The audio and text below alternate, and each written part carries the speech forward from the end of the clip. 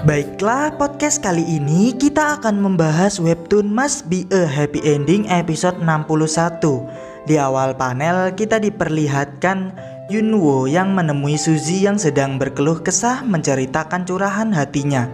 Di sini Suzy berkata, "Kau datang tepat saat aku benar-benar membutuhkanmu. Kamu tidak tahu betapa frustasinya keinginanku untuk mencurahkan kemarahan ini ke suatu tempat." Lalu di sini Yunwoo berkata, "Pasti itu sangat sulit. Ceritakanlah padaku." Di sini Suzy berkata, "Andai saja aku punya uang. Jika tabunganku sudah 50 juta won, aku akan meninggalkan pekerjaan ini. Aku berharap aku punya tiket lotre," ucap Suzy yang bersedih. Di sini Yunwoo berkata dalam hati, "Impian semua orang ya."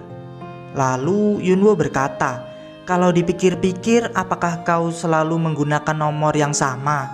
Tanya Yunwoo sembari berkata dalam hati, "Hei Suzy, angka itu akan segera memenangkan tempat kedua." Di sini Suzy pun menjawab, "Iya, nomor punggung kakakku yang lama, tapi sudah beberapa tahun tidak ada kabar. Apa kau ingin aku mengubahnya atau melakukan sesuatu yang lain sekarang?" Di sini Yunwoo pun menjawab, "Tidak, gunakan saja itu. Kamu suka memenangkan lotre, tetapi kamu ingin menjadi tempat perlindungan saudaramu. Jika kamu tidak menang dalam kombinasi itu, upaya kamu sejauh ini tidak ada artinya. Kamu harus menghubungi nomor itu." Mendengar hal itu, Suzy yang kebingungan berkata, Terkadang kamu terlihat seperti anak kecil yang hidup 2 kali dalam hidup. Maksudku, kau mengatakannya dengan sangat baik." "Sebenarnya itu benar," ucap Yunwoo dalam hati. "Oh, apa yang kau tahu?" tanya Yunwoo. "Sebuah cerita yang nenekku ceritakan kepadaku dulu ketika dia masih hidup. Jika kamu menjalani hidup dengan baik, Tuhan akan muncul di saat-saat terakhir hidupmu. Kamu memberiku kesempatan untuk memutar kembali waktu. Kamu benar-benar akan menjalani hidup kamu 2 kali," ucap Suzy. Lalu Yunwoo yang terkejut berkata dalam hati, "Kesempatan untuk memutar kembali waktu dan menjalani hidup 2 kali? Kapan?" tanya Yunwoo pada Suzy. "Aku tidak tahu sampai saat terakhir dalam hidupku karena itu belum datang," jawab Suzy. "Aku tidak datang ke saat terakhir dalam hidupku, tetapi ke masa lalu. Jadi apa ini? Mungkinkah aku mati disebabkan aku menangis karena sangat sedih? Jadi apakah aku menjalani hidupku lagi?" ucap Yunwoo dalam hati. "Bagaimana nenekmu tahu itu?" tanya Yunwoo pada Suzy. Apakah menurutmu itu nyata?" ucap Suzy yang tertawa seakan tak percaya. "Mungkin nenek benar-benar menjalani hidupnya 2 kali," ucap Yunwoo meyakinkan Suzy. "Oh iya, kalau dipikir-pikir aneh sekali nenekku membeli tanah di Pangyo sejak lama. Sungguh menakjubkan jikalau kamu lakukan pencegahan pada tahap awal deteksi kanker.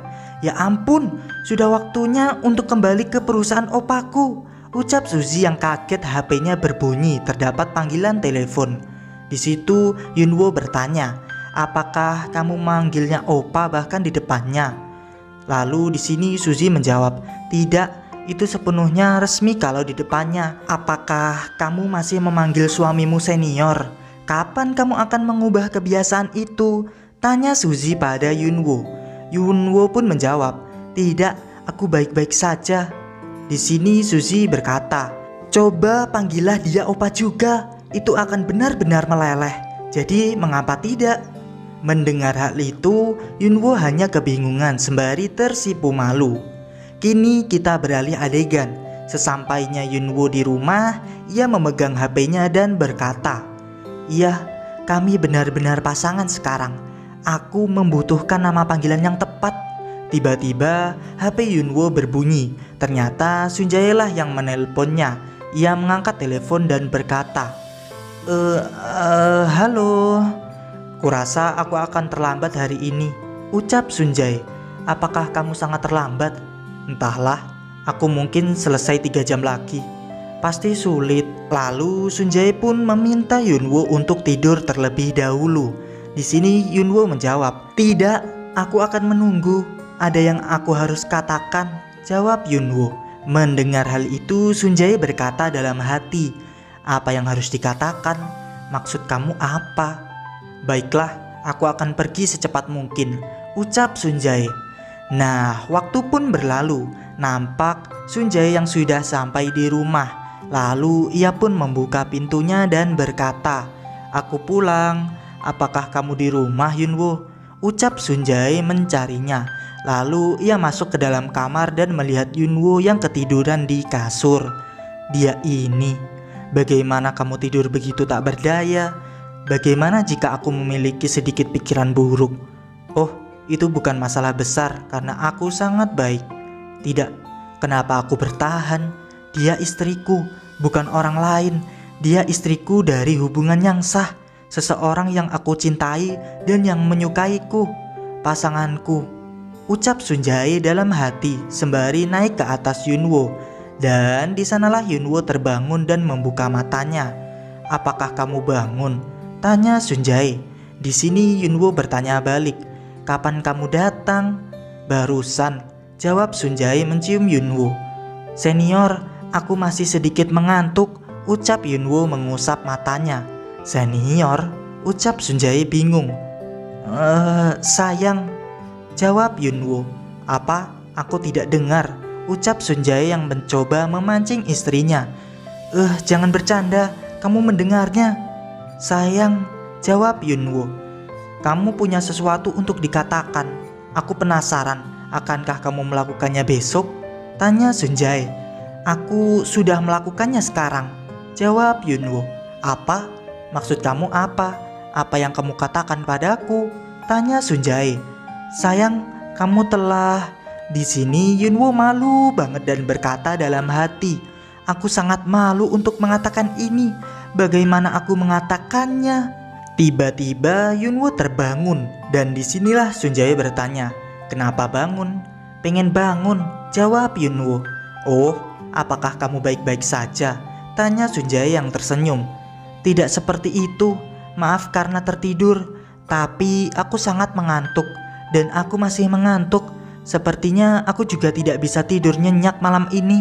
Aku tidak tidur nyenyak kemarin dan aku juga tidak bisa tidur hari itu, jawab Yunwoo. Tidur aja, ucap Sunjae yang membuat Yunwoo berbaring kembali. Di situ Yunwoo kaget banget dong. Aku akan membuatmu tidur, sayang. Lanjut Sunjae menjadikan lengannya sebagai bantal Yunwoo. Jangan sentuh sampai aku perbolehkan dan sembuh.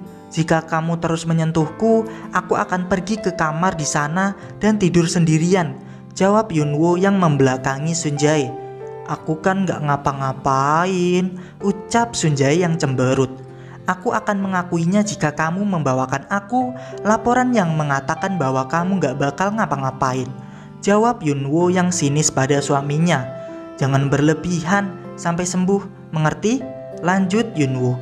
Tiba-tiba Sunjae memeluk Yunwoo dan berkata, itu tidak berlebihan.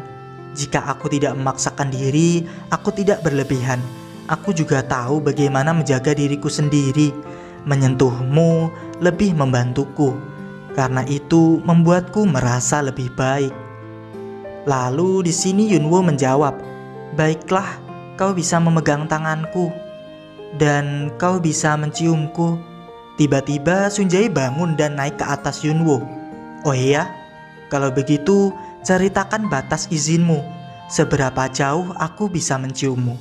Tanya Sunjae dan bersambung. Ih, keren banget sih ini si Sunjae. Aku bakal dukung terus Sunjae sampai Yunwoo luluh 100%. Apalagi Sunjae ini lucu banget pas dia lagi cemberut gitu, kayak manja-manjanya suami gitu. Tapi dibalik semua kemesraan ini, kita masih khawatir banget sama mak lampir yang ada di luar sana, yang terus-menerus mencoba mengganggu hubungan mereka berdua. Entah sampai kapan, kayaknya gak capek-capek gitu ya. Itu aja podcast kali ini. Terima kasih telah menonton video ini. Jangan lupa like, komen, dan subscribe karena aku gak sabar buat ketemu kalian di video selanjutnya. Bye-bye.